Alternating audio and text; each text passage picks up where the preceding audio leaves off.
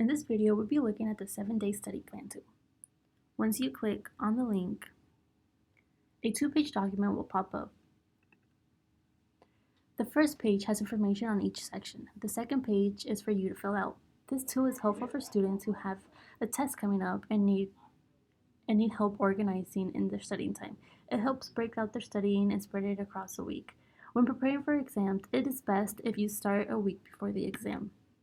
But before we start, let's look over the worksheet. On the top of the page, you see days 1 to 7, where you write down what you do each day.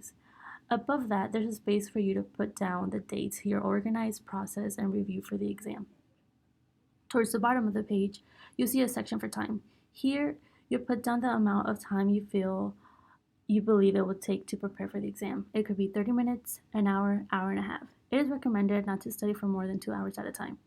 At the bottom of the page, you have a green, yellow, and red zone for the topics and concepts for the exams that you know, almost know, and don't know. When preparing for your exam, you will want to focus on the things that you almost know and don't know.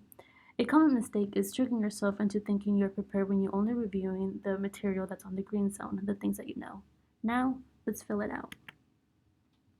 On the first day of studying, you might want to focus on organizing your material you have to study for, like making sure you have all your notes for the exam, looking at what topics and concepts are being covered, jotting down on those topics that you understand versus the ones that you're struggling with.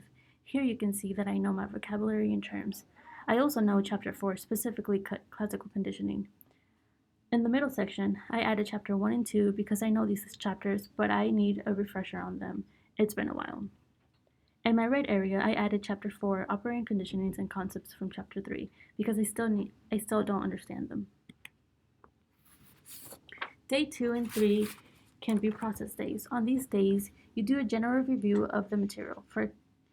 It's important to be specific with how you will go about these chapters. For example, here we wrote down reading over highlighted parts of the book and looking over notes we took in class, not just putting down studying for exam. On the 4th day, you might want to see what you actually know. You can create a study guide, do practice tests, quiz yourself on your notes. These might take about 2 hours. Things to keep in mind: say day 4 lands on a Saturday, and you know you won't be studying that day, then leave the day blank. You want to be realistic with your studying plan. On day 5 and 6, focus on studying groups, tutoring, visiting office hours. Here you want to review your yellow and red material. We allocated about 2 hours to review. And on your last day can be reviewing all the information together. Here you can see we wrote down review of my study guide, and we believe it will take us about an hour or so to do so.